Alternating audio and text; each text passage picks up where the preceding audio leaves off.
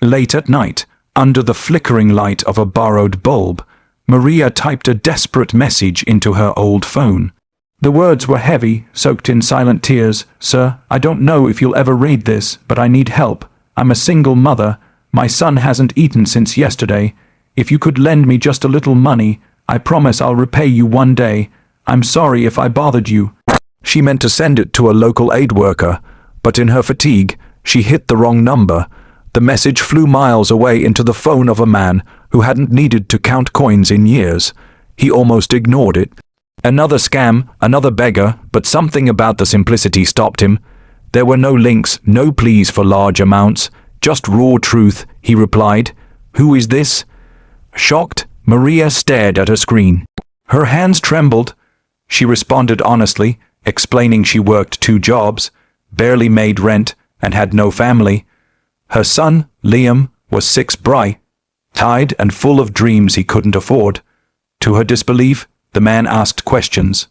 Real questions about Liam, about her. He wasn't pitying, he was curious. He listened. The next day, groceries arrived at her door. A week later, her rent was paid. But more importantly, an opportunity arrived, a remote job offer that matched her skills, training, and dignity. Months passed. Maria didn't just survive, she began to thrive. Her son started school, full meals, and wore shoes that actually fit. At night, Maria took free online courses sent to her by the man she once texted by mistake. She finished with top scores. Years later, Maria spoke at a women's empowerment conference. She told her story not of poverty, but of a turning point, a misstep that became a miracle. And she closed with words that silenced the room. "I didn't ask for charity. I asked for a chance, and someone listened. Let's be that someone for others, not just with our wallets, but with our hearts." Mistakes can be opportunities, a lesson that often comes disguised in the most unexpected forms. We grow up fearing mistakes, dreading them as signs of failure or proof that we are not good enough. But what if a mistake, even one as simple as a wrongly sent message, could become the very door through which hope walks in? Imagine a single mother, exhausted from life's relentless struggles, trying to reach someone for help. In her desperation, she sends a message to the wrong number, a common enough mistake. She sighs, maybe even feels embarrassed, convinced she's wasted her last bit of effort. But on the other end of that message is someone who pauses, who listens. That pause becomes a thread of connection, and that connection begins to change everything. Mistakes are human. They remind us that we are fallible, yes, but they also remind us that we are trying. And trying, even when we fall short, carries more strength than perfection ever will. The mother in this story didn't intend to reach a millionaire CEO. She simply intended to ask for help. The mistake was not in her message but in where it landed, or so it seemed. In truth, the message landed exactly where it was meant to. Because behind that accidental number was someone ready to see, to hear, to act. That's the power of authenticity. When we stop worrying about doing everything perfectly and instead focus on doing it truthfully, doors open. Not always the ones we expect, sometimes better ones. This isn't just a story about charity. It's about how vulnerability, when met with compassion, creates possibility. A woman made a mistake, but instead of being laughed at, ignored, or scammed, she was taken seriously. And that small shift from being dismissed to being seen gave her a new path. In education, we often teach children not to make mistakes, but perhaps we should teach them how to respond to mistakes, how to reflect, how to adapt, how to stay open to what might come next. In life, as in learning, mistakes are not the end.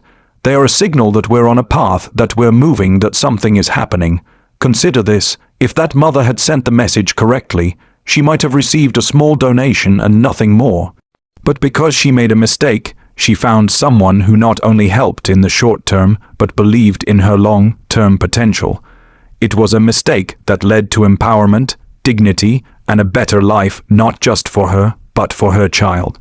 We often focus on controlling everything, getting every detail right, planning every moment. But sometimes life shows us that when control slips away, other forces step in: kindness, serendipity, human connection. A misdirected message doesn't just teach us about chance.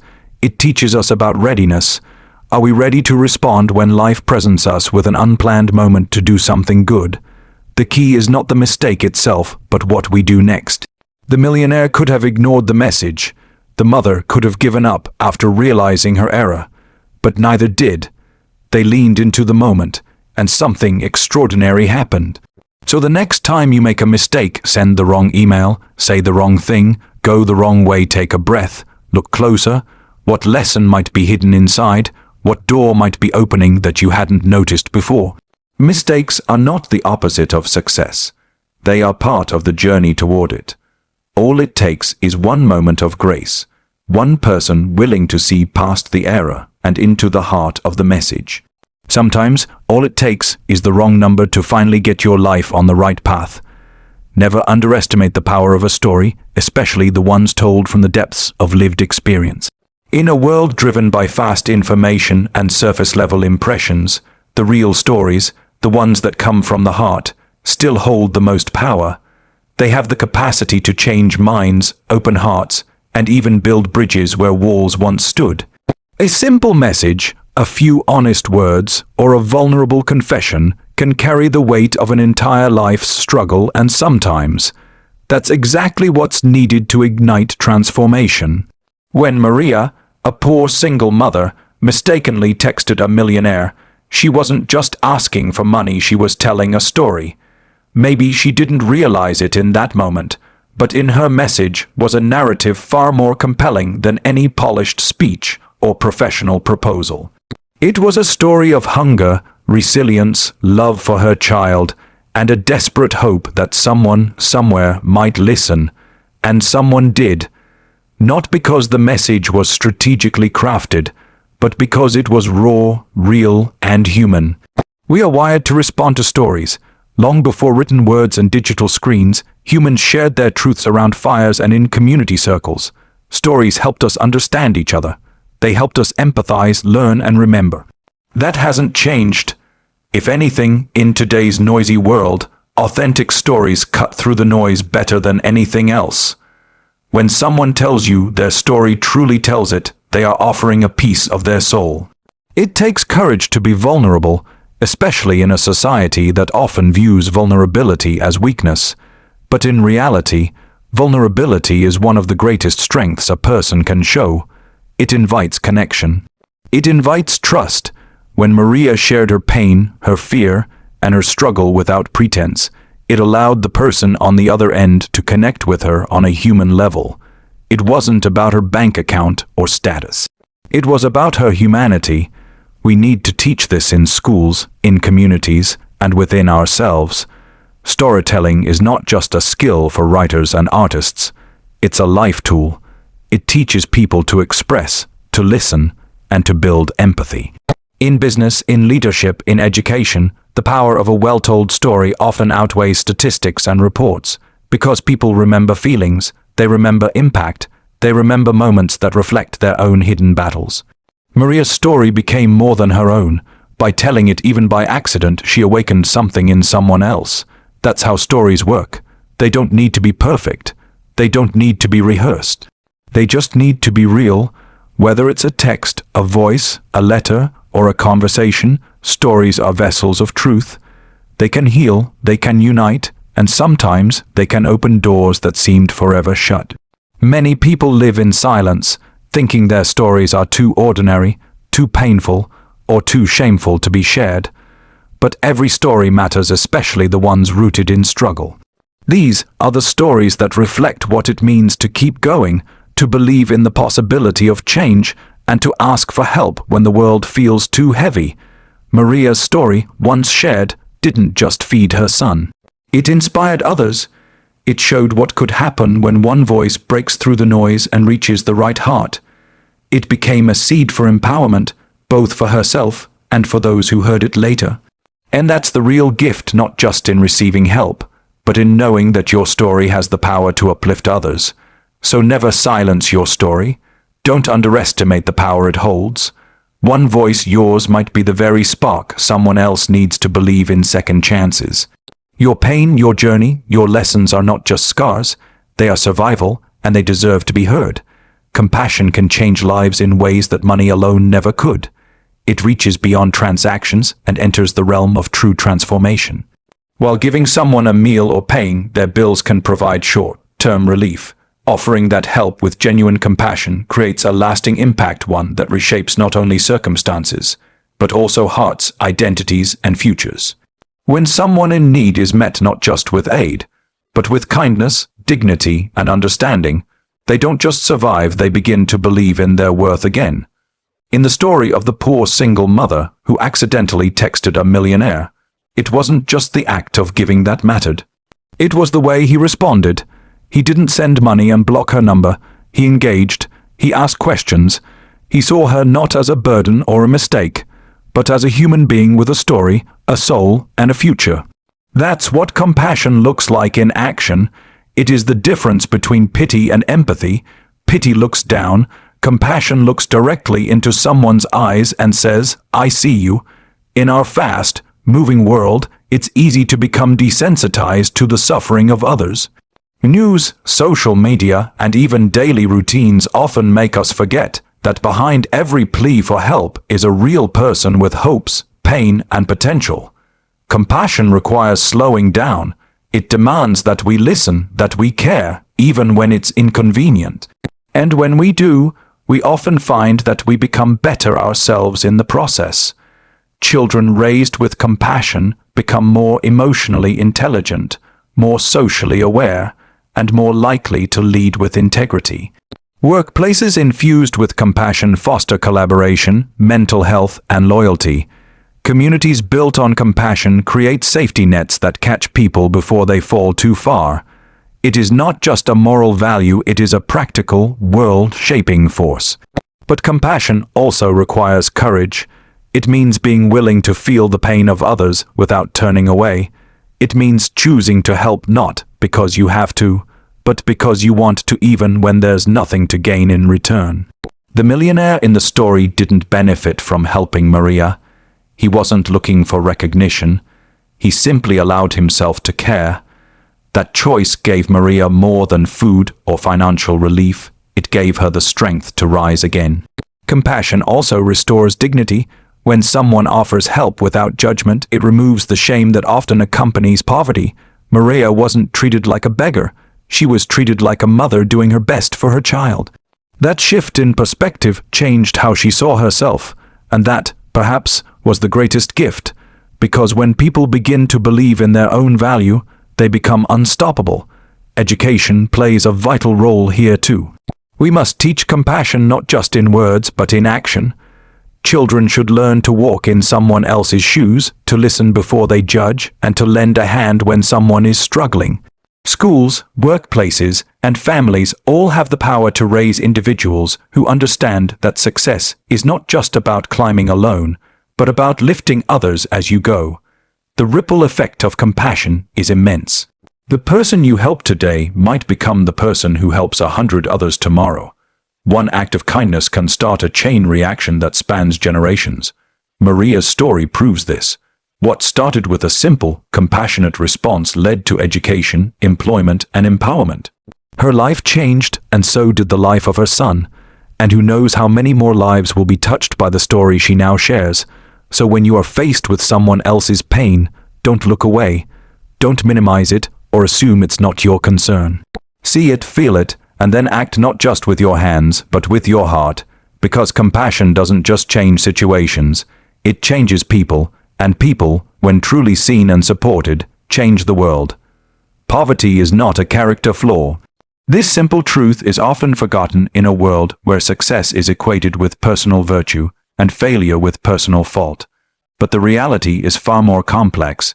People living in poverty are not lazy, irresponsible, or less intelligent.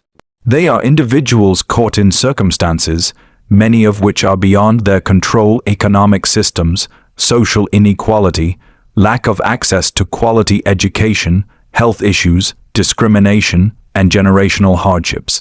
Understanding this is not just a matter of compassion, but of justice. Maria, the single mother in our story, worked 2 jobs. She was not sitting idly, waiting for help. She was exhausted, doing everything she could to provide for her son. Her poverty wasn't a result of her choices, it was the result of a system that undervalued her labor, ignored her needs, and failed to provide the safety net that every human being deserves. Her story reminds us that poverty is not a reflection of effort or morality. It is a condition, not a verdict on someone's worth. This is where education is crucial. We must unlearn the dangerous stereotypes that associate poverty with shame. These stereotypes do real harm. They prevent people from seeking help when they need it. They feed policies that punish the poor rather than support them. And worst of all, they convince people in poverty that they are somehow less than that their circumstances are deserved. This mindset crushes self-worth and creates a cycle of hopelessness.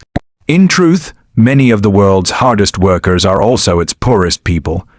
They wake up early, take long commutes, sacrifice personal comfort, and put others before themselves, all without financial security.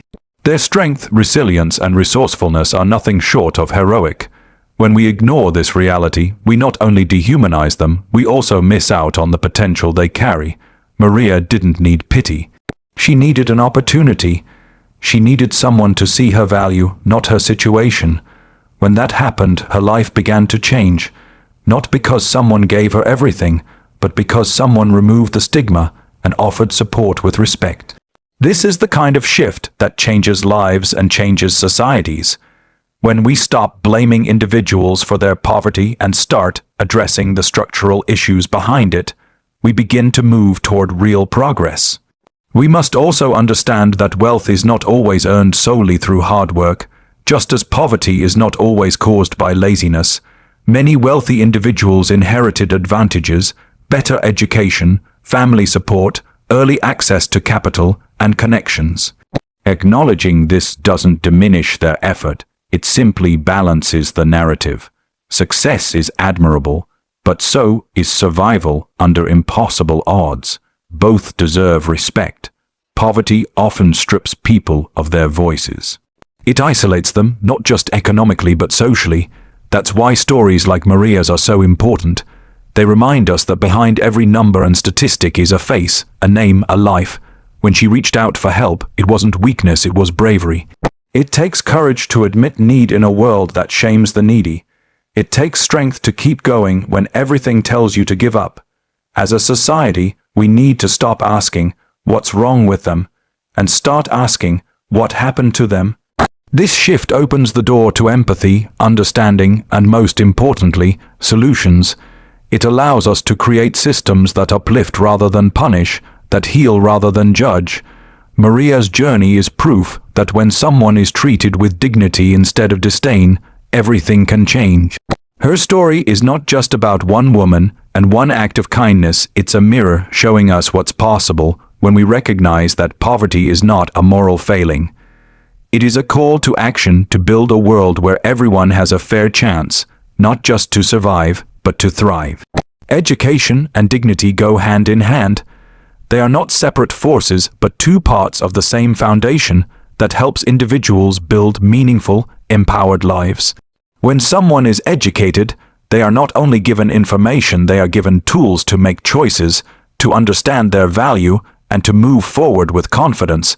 But the process of education must be rooted in dignity. Without dignity, learning becomes a chore, an obligation, or worse, a punishment. With dignity, it becomes a path to liberation. Maria, the struggling mother in our story, had always known how to work hard. But she didn't always believe in her own potential. She had been overlooked, dismissed, and undervalued by society.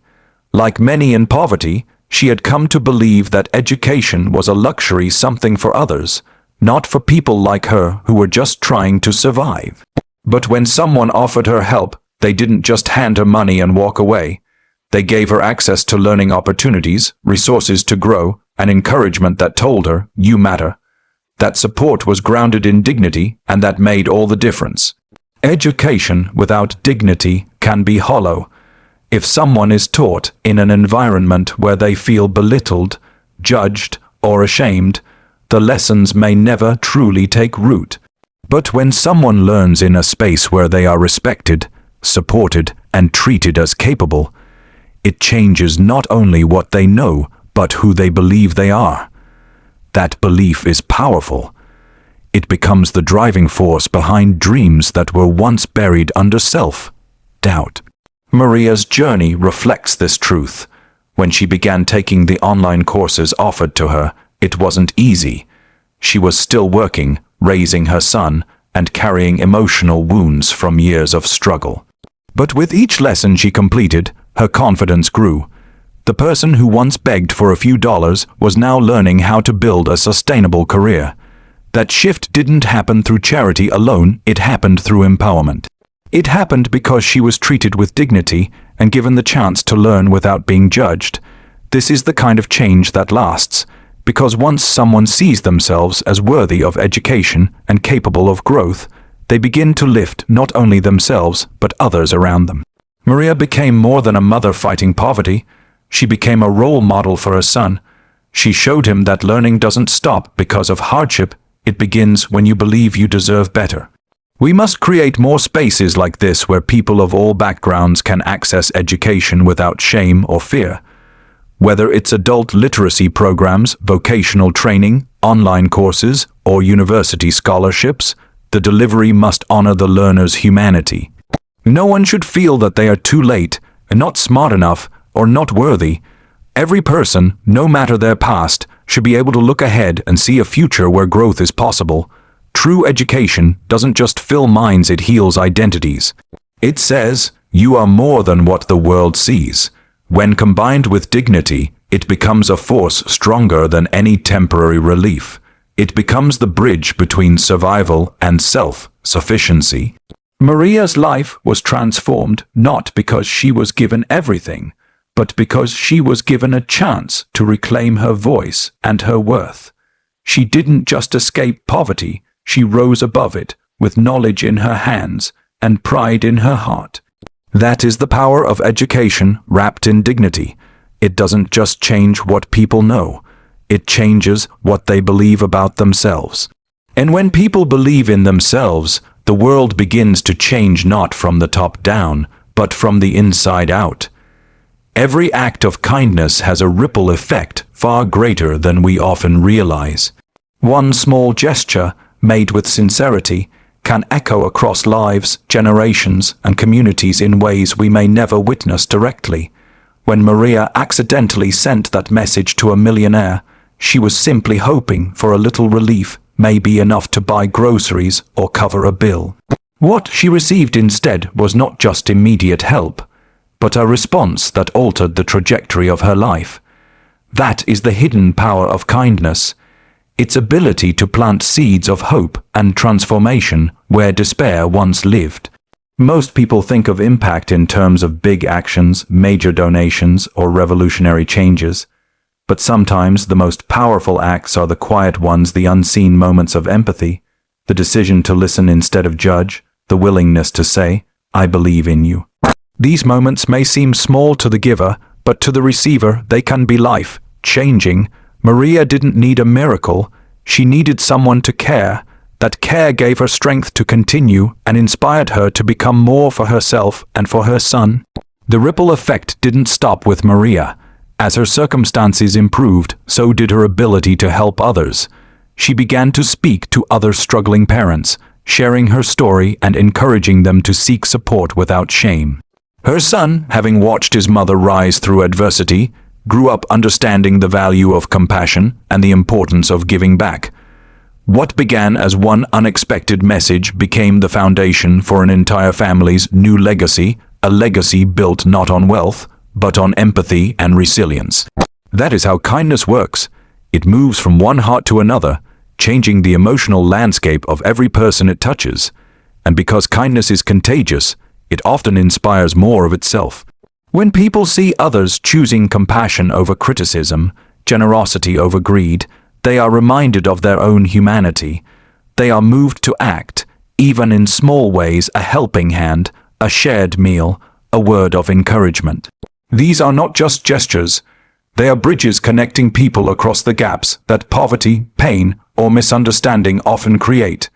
We must begin to measure impact not only by numbers, but by the depth of change.